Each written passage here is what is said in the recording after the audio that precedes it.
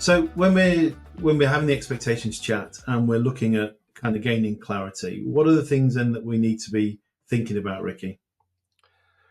Well, I think one of my favourite expressions is around this concept of the Holy Trinity, Yeah. and what I mean by that is this relationship between three things, which is the what, the why, and the can I. When we start with the what we're really looking for is, do team members have absolute clarity? Yeah. Because if they don't, what are they aiming for?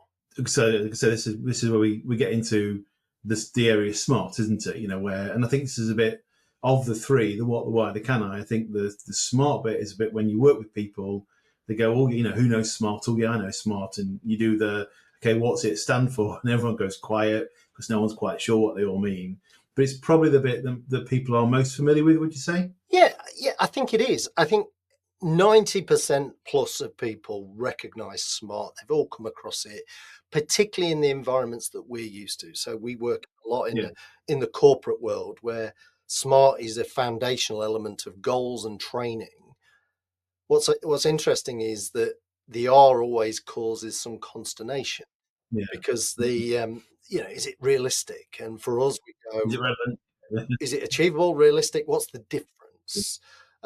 So we like Yes. to very clearly demark those in terms of, A is absolutely the achievability bit, but the R is relevant. And ironically, guess what? The A and the R are part of the why and the can I part of SMART. So we like to break it down into SMT and then deal with the A and the R.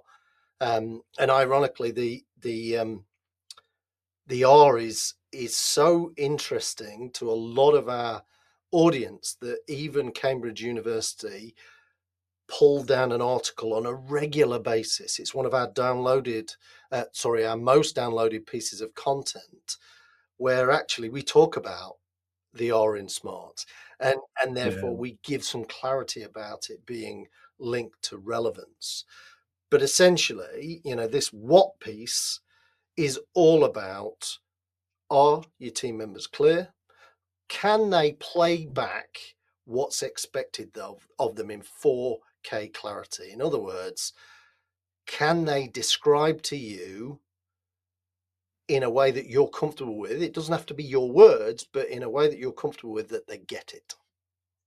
Yeah, yeah, because that's again. I think for me, that's always been the starting point with somebody when you're reviewing performance or giving feedback or whatever that might be. Is you kind of going, what was it we agreed to do, and by when? What was it going to look like when you got there? So I think that covers, as you say, really nicely the S, the M, and the T of smart. And I think that's probably the easier of the conversation. And then you drive into, the achievability and the relevance piece. And I don't know. For me, sometimes I think almost the relevance piece feels like it should come next in terms of, okay, so why are we doing this? Why are you doing this? What makes this important?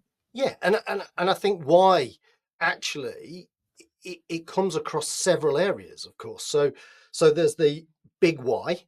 Why do we do this? Because organizationally, if we don't do this, we're either going to hit the mountain, we're going to fail, or we're actually going to position ourselves as a market leader. We're actually going to steal a march on the competition, whatever it might be.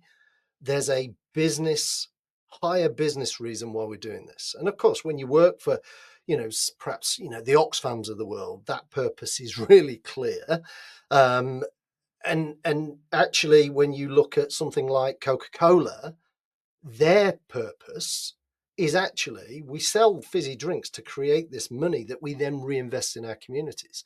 So the fact they're selling this drink and allows them to use their profits in a particular way, and one of which is improving um, the local communities in which they operate and serve. So even something that feels highly commercial can still have some, Yeah, yeah, some more meaningful relevance if that altruism is part and parcel of what drives you. And some of us, we're quite happy. I do this, I get a bonus, I'm happy, I can take the family on holiday or do whatever. So I think there's multi dimensions to the why. That's what's in it for you. Well, you do your bit and we'll pay you on the 15th, 20th, Yeah, 21st, 31st of the month, whatever it may be. We'll also give you a load of benefits that come with it, like paid holiday, and we'll give you access to a whole world of benefits, depending on the type of corporate you work for. But they create yeah, an ecosystem of value that their employees can have. Oh, and by the way, if you're off poorly from time to time, we'll pay you for that as well. yeah, When you look at it through a team lens, it's then about success and recognition. What does the team get? Well, we get to be recognized as number one in the region, in the country, or wherever it might be. And I think the one area, the one purpose element, the why we do this, particularly if you're in a business that has customers, and there's not many businesses that don't, whether you see them as customers, if you're a local authority or a housing association, you might see them as either tenants or residents or people that live in the community, but fundamentally they're customers. They're using your service. Well, what's the purpose with regards to your customer? Is your role to deliver the best possible customer experience you can? And how does that differ from elsewhere? yeah. And I think you mentioned earlier as well. I think the other thing that ties in with all this for me is that kind of that personal motivation piece as well. We've been in, we've worked in organisations, and my challenge at times has almost been that my personal motivation and purpose not being aligned to organisational motivation and purpose. And I think it's part of that conversation as well, until it gets to that deeper motivation that goes, Graham, you need to do this because it's in your job description is not going to inspire me. But let's talk about, part of the expectations chat. Let's talk about what is it that drives you and how can we link that to what you're doing and or the overall purpose of the organization. And that can be really powerful when we get it right. Absolutely, because the consequences when we get it wrong is what you actually chose to do, which was to walk away. That says this doesn't Yeah. align with my personal values. And by the way, that's okay, because whilst it's disappointing we lose somebody, particularly, because I was part of the business when we lost you, and that was, it's Yeah. gut wrenching for me personally, but actually, you got to go, what's right for Graham? Because the business Yeah. will continue to survive. There'll be others that we Yeah. can bring through, but what's right for Graham? So either Yeah. either we don't fit, and that's okay, because Yeah. we're not pretending to be something just to make you happy. The organization exists for a reason. And if you stay a part of that, we'll invest in you, we'll invest in your development, and we'll pay you on those days that we talked about, and we'll give you these additional benefits. But fundamentally, you know, we exist for this reason. We're not apologizing for that. And you either buy into that or you don't. And if you don't, Yeah. that's cool. Right. Yeah. Yeah. And so we've got the clarity around the are we clear, all the smart stuff. We've got the check around the why piece, the motivation Yep. piece. So then the third part of your Holy Trinity is the can I piece, the confidence piece, Yeah. isn't it? So talk us through a bit on that, Graham.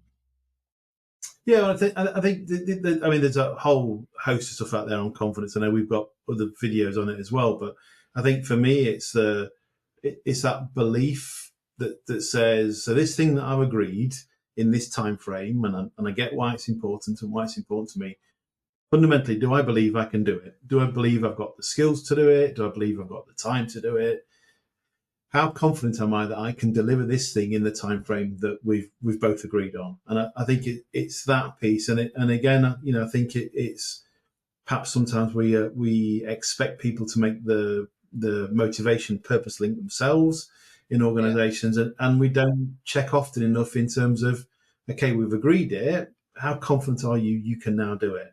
And like I say, confidence, I think for me can come down to any number of things.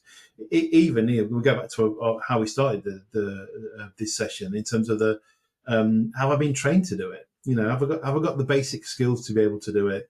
If I have, am I confident I can apply those skills to complete whatever it needs to complete? So I think confidence is is one of those checks that gets missed, in my opinion, probably too many times. And what's interesting about confidence is often it's what's in here.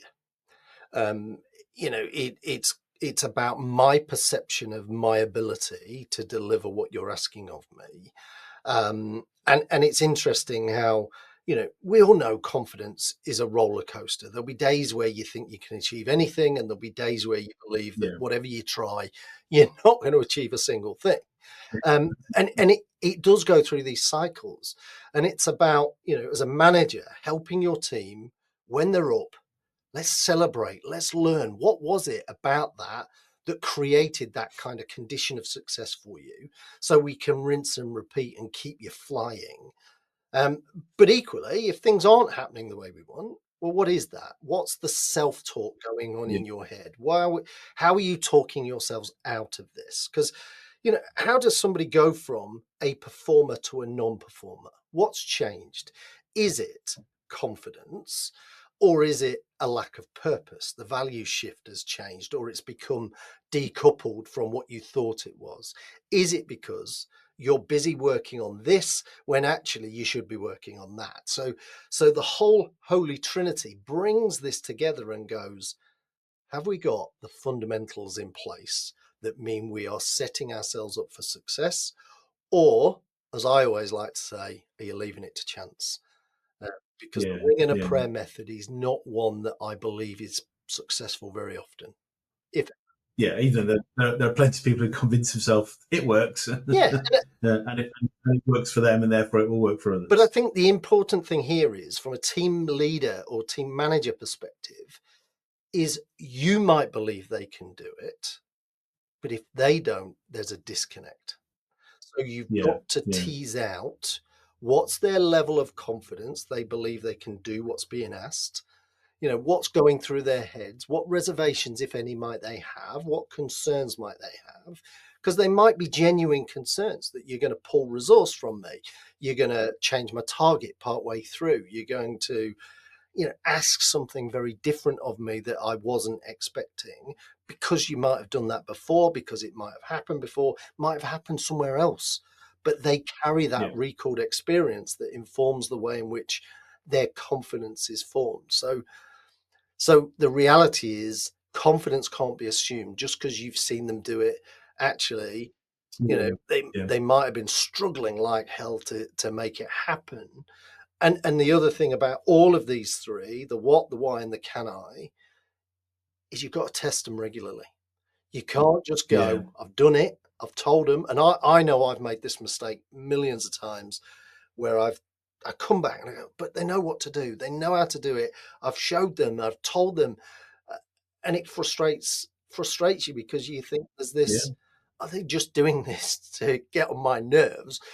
Uh, and the reality is, it's all on me as a team manager, as a team leader. It's on yeah, me.